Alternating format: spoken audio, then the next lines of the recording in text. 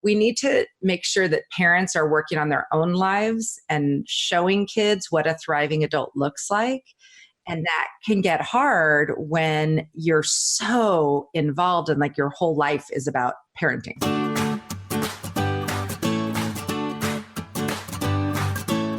Hello and welcome to the Sunshine Parenting Podcast, where each week we talk about ideas for raising kids who become thriving adults.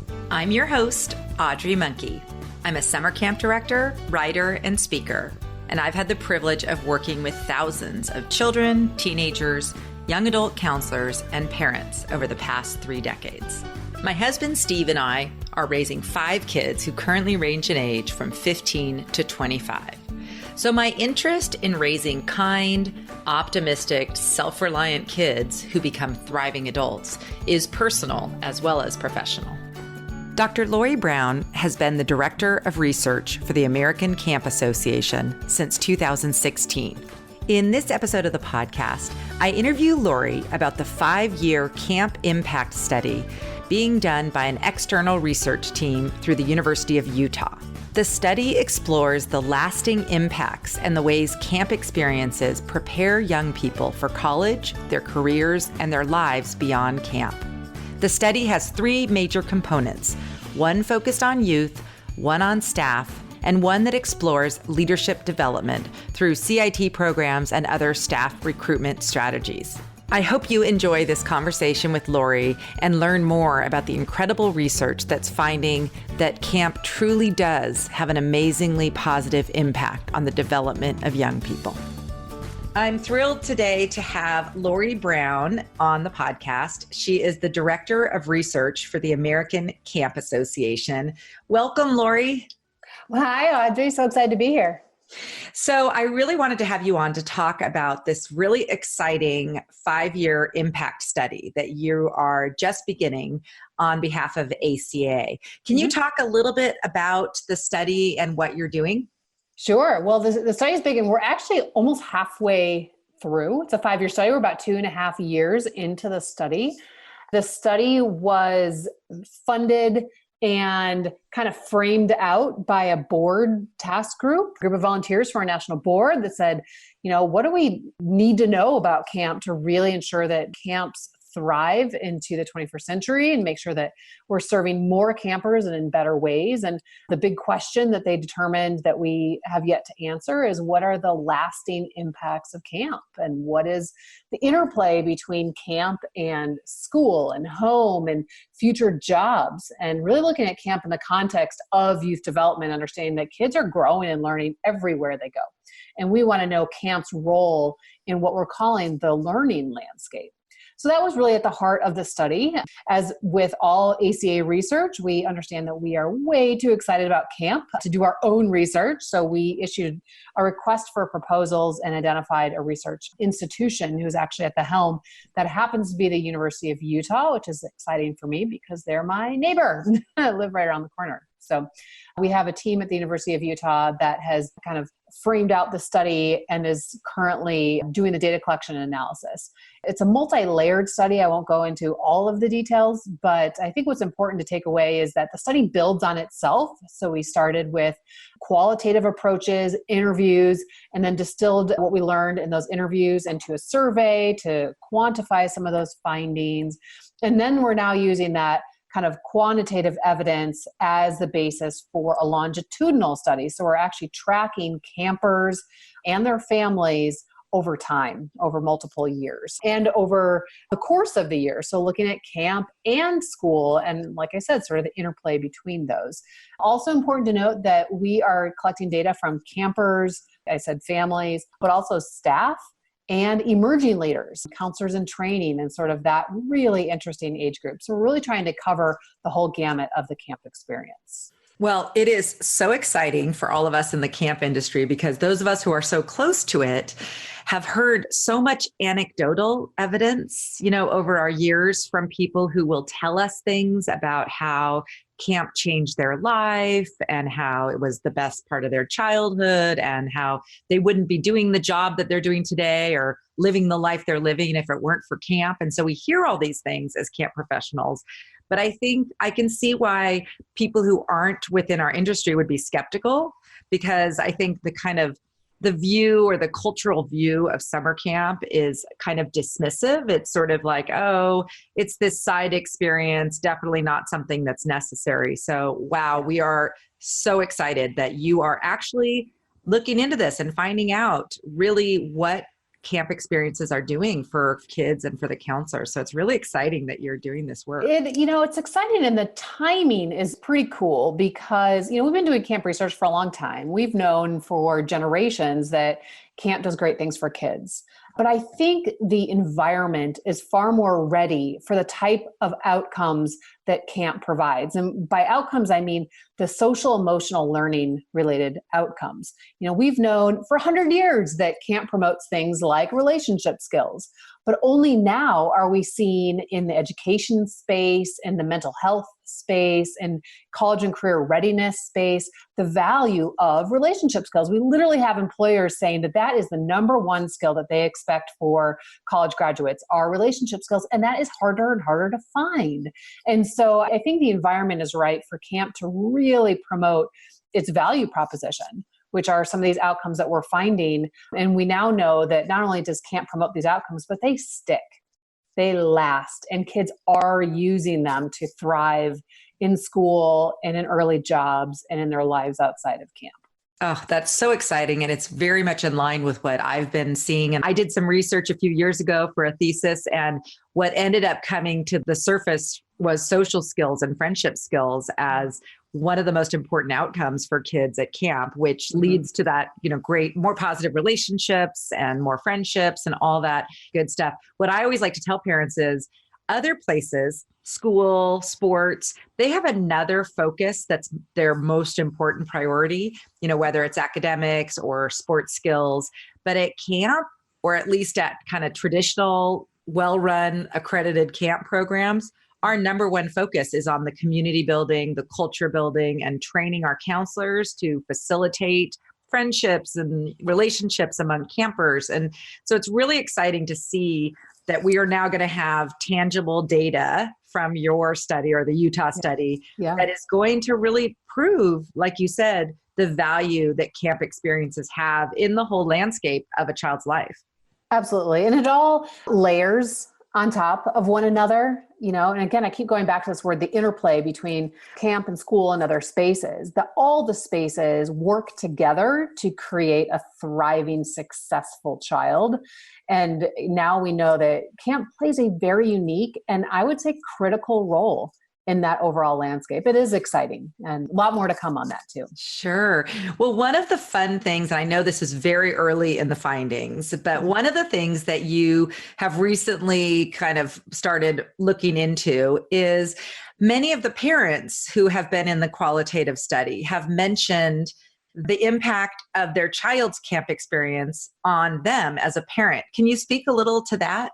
Sure. Well, this is a new phase of the study. Like I said, that we've had several phases, and each phase has built on itself. And the focus up until now has largely been on former campers. So emerging adults who went to camp as a kid, and they've been reflecting back on the value of camp, what they learned at camp, and how they're using that now in college, in their early careers, and as young adults.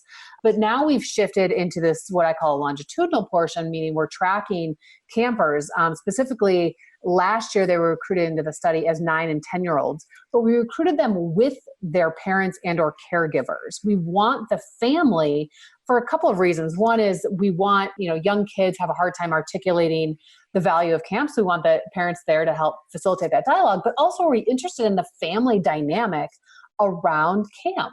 How do families as a unit choose to go to camp? How do they prioritize camp? How do they integrate camp with other things in their lives? So yes, we're talking to parents, and the parents themselves were not initially an area of focus in the study, but really are emerging as their own kind of beneficiary. And, we're seeing that parents have their own outcomes related to camp. And it's somewhat intuitive, but to see it play out with such a large sample and such a large national sample, we're specifically having parents share with us the value, the benefits to them to sending their kids to camp.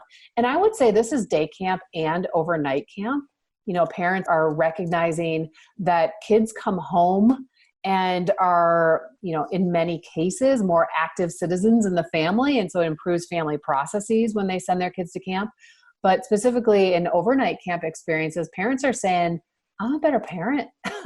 I get some time to connect with my partner, to engage in some of the things I don't always do when I'm busy caretaking all the time. And then when my kid comes back, oftentimes having been in nature or been physically active and connecting with other kids come back, really happy. And so as a family unit, that brings all kinds of benefits to parents as well. So again, this is a bit unexpected, but something we're really excited to follow up on. We're tracking over 500 families for 3 years. And so we'll be able to see, kind of dig into this notion of the benefits to parents of sending their kids away to camp. That's amazing. I wonder too, and this is just my speculation from my own camp experience, but I wonder if part of the benefit for parents is that for many of them, it's the very first time that they've really had their child away from them. And I'd say at day camp as well, without cell phones, without that kind of constant access. And so I've heard from many parents, it's somewhat of a relief to know that their child is taken care of. They can relax. They don't need to be monitoring, following, texting, all of that. And so it's a much needed break for parents who feel so much pressure to be so involved with everything, looking at the grades, looking at this, looking at that. So I think it must be a little bit of a relief. And like you said, I think for so many parents who are working and taking care of their kids, their life is so busy and so full that what often gets neglected is their own well-being and sort of what brings them happiness. One of the things I always tell parents when their kids are at camp, and especially for the first time and they're nervous and they're feeling like, oh my gosh, how am I going to handle this? To use that time for your own kind of camp type well-being experience. Be with your friends, go out with your spouse or, do hobbies that you haven't had time to do so that when your kid comes home and has all these great things to share about what they've done that's new, you can say, well, you know what? I got my sewing machine back out, or I've been cooking, or I've met my friends for book club. So I think that's another thing is we need to make sure that parents are working on their own lives and showing kids what a thriving adult looks like. And that can get hard when you're so involved and like your whole life is about parenting. Absolutely. And how exciting that our world is far more comfortable with this idea of self-care and this idea of happiness being something that we have to cultivate. And we have to cultivate it by doing things other than work and caregiving. It's an investment in our own well-being, and we are better parents when we make that investment. And I think for so long, and still today, but for so long, there's been a stigma, or we've been afraid to say things like, yeah, I kind of enjoy some time away from my kids. Especially as mothers, I think we're really inclined to really set aside our own well-being for our kids. But like I said, there's now so much dialogue around the importance of that time away from kids. And to know that your child is thriving because they're apart from you. This is literally one of the findings that we see. And again, this is a little bit more specific to the overnight camp space, but the opportunity for kids to practice independence and from that develop a true sense of responsibility. And not just that they do their chores, but they see themselves as a responsible contributor to their family, to their community, and they get to practice that at camp. And that cannot happen in the, kind of the day-to-day, family. They need to go away to practice that in a new way. Mm-hmm. And so there are benefits to parents and campers to that time apart. Hey, podcast listeners. I want to just take a quick break from my interview with Laurie to talk about my new book, Happy Campers: 9 Summer Camp Secrets for Raising Kids Who Become Thriving Adults. If you're listening to this episode on the day that it comes out, which is May 10th, then you are listening to this episode the very week that my book came out on Tuesday, May 7th. So I'm really excited and I hope that you'll check it out. The website for my book is happycampersbook.com. And I'm just going to read you a little bit from the front flap that's a description of the book. Our screen-obsessed, competitive society makes it harder than ever to raise happy, thriving kids. but there are tried and true methods that can help. Instead of rearing a generation of children who are overwhelmed, anxious, depressed, and who struggle to become independent, responsible adults, parents can create a culture that promotes the growth of important character traits and the social skills kids need for meaningful, successful lives. Thousands of parents attest to the magical benefits of summer camp for their kids, noting their children return more joyful, positive, confident, and resilient after just a few weeks. But you can learn exactly what it takes to promote these benefits at home. Complete with specific ideas to implement the most effective summer camp secrets, Happy Campers is a one-of-a-kind resource for raising happy, socially intelligent, successful kids.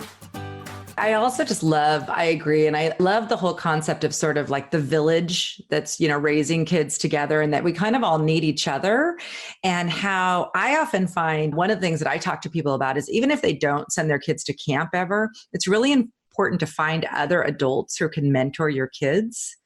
Because there are some things that your kids either won't do with you there or will be more tentative about trying. But if so like even something like driving, sometimes it's just too hard for a parent to teach their own I have a kids 15-year-old, so yes. I get it. And I think it's okay for parents need to know that they're not supposed to be able to like teach their child everything. And that's what, that's why you have teachers at school.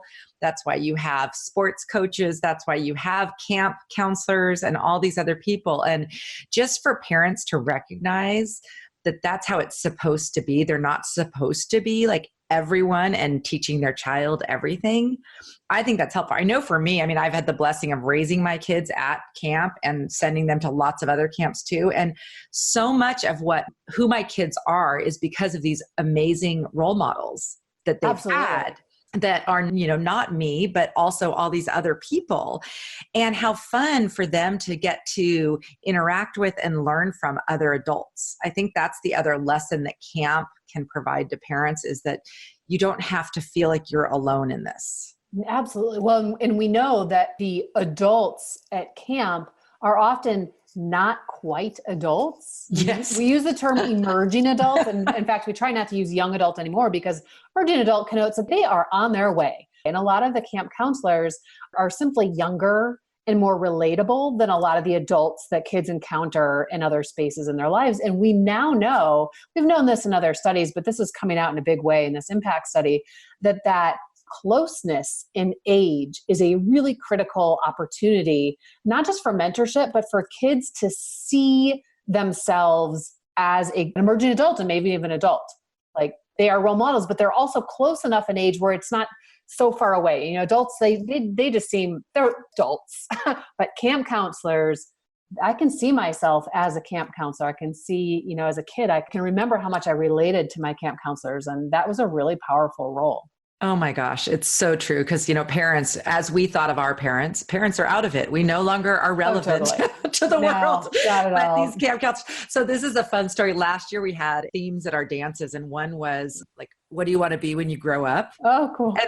And I am not kidding. Out of the camp, there were half of the campers were dressed as camp counselors. And I thought that was really sweet in that to a, 12, 13, whatever, 9-year-old, when they're looking at their future, guess what they're looking at? They're thinking about being an emerging young adult, and what they want to be is a camp counselor. And I thought that is really cool. There were, of course, kids who, had a doctor outfit on or different things. But I remember thinking, I think a lot of people wouldn't think of that as what you would say you want to be when you grow up. But that's how important camp is to these kids, that to them, what they really want to be right now when they look ahead is one of these people who's a role model and leader and great person to be around and a friend and mentor. That's what they want to be when they grow up. Yeah. No, it's really powerful and it's very close. Camp counselors seem attainable. To become a person like that seems achievable.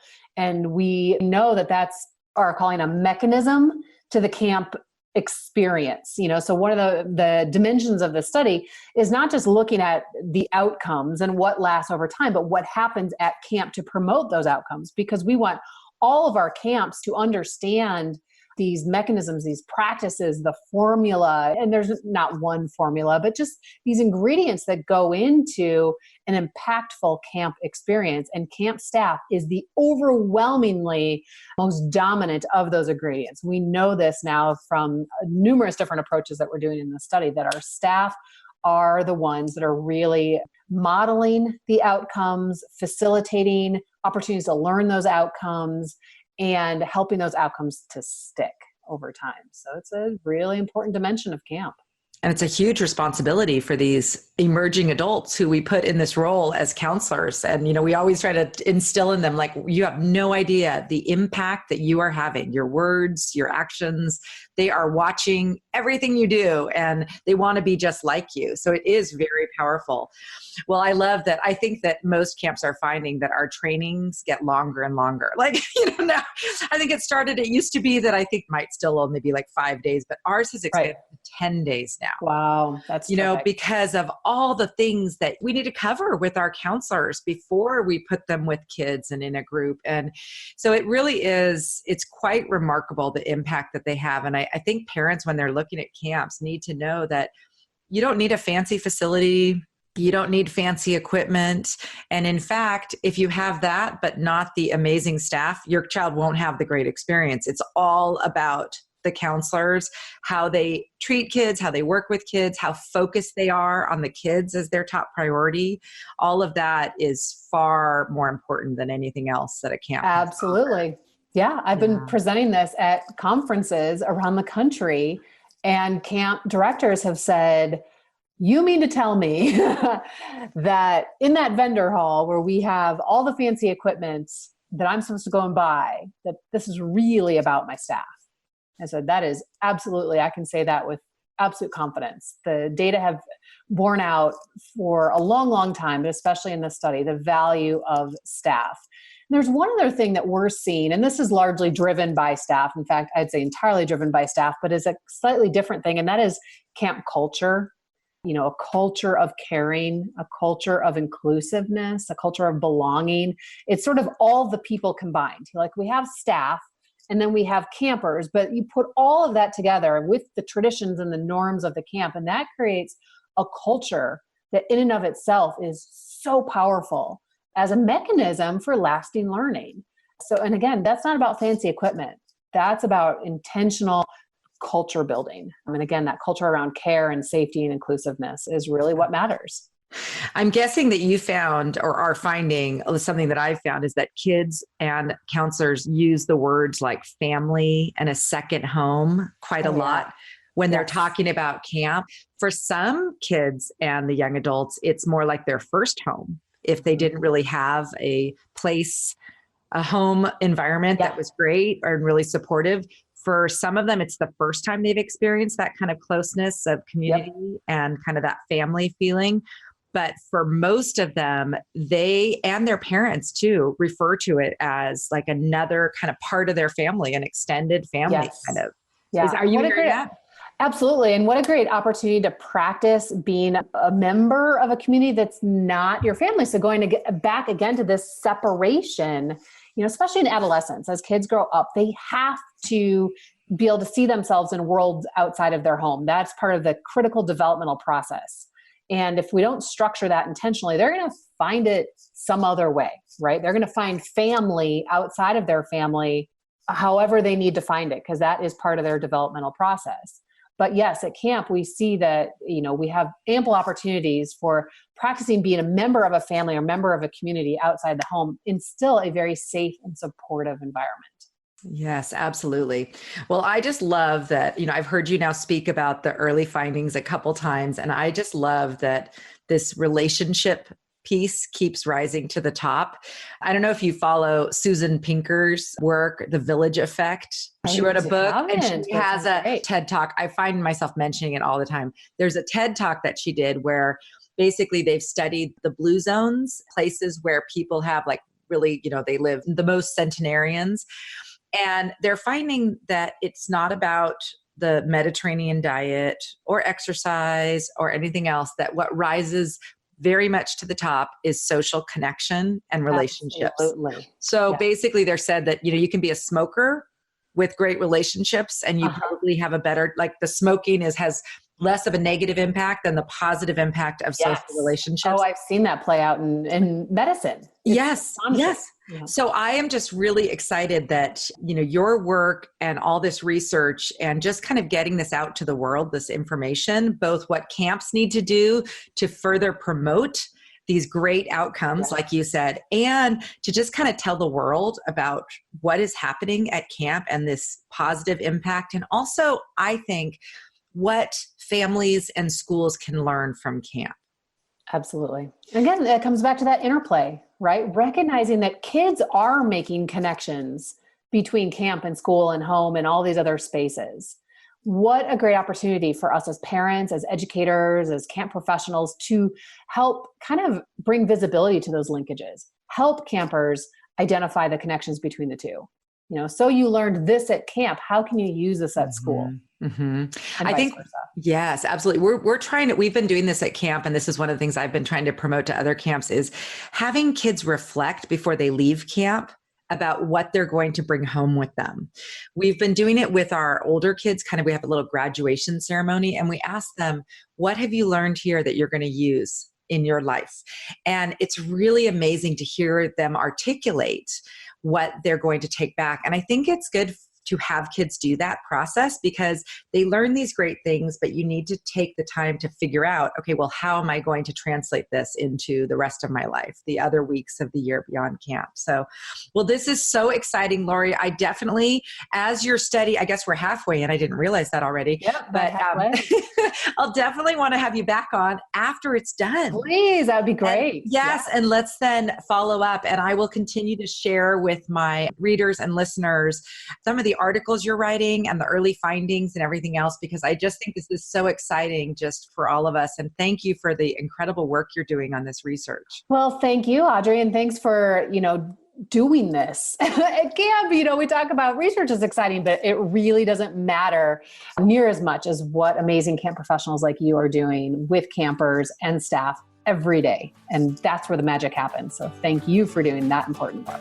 I hope you enjoyed my chat with Laurie. I really enjoyed learning more about the 5-year impact study and some of the early findings from the research that is coming out of the University of Utah. You can find show notes and links to many amazing resources from the American Camp Association, including some great videos that they've come out with that show some of the early findings from the research. For all the notes and links from this episode, visit my website at sunshine-parenting.com and search for episode 87. I think it's appropriate to end this episode with a note from a camp parent that I received several summers ago. I use it in the start of the section of my book called The Magic of Summer Camp. Here's what she said. Dear Sunshine, I don't know the child who was returned to me on Saturday. It definitely wasn't the child I dropped off 2 weeks earlier. The only logical explanation is that your camp is magic. Magic transformed my scared, sad boy into a confident, smiling, laughing young man. My son had a hard year in school. He was stressed, worried, and anxious. He came out of his 2 weeks loving the mountains, loving activities he never would have tried in a million years, and, most importantly, believing in himself. He has never been a kid who, in almost 9 years of life, has ever believed in himself despite everything we've tried. And you changed that. Magic. With gratitude, Lindsay. This podcast is a proud member of Parents on Demand, a network of high-quality shows for families just like yours. Download our free network app on Apple and Android and listen to your favorite episodes on the go.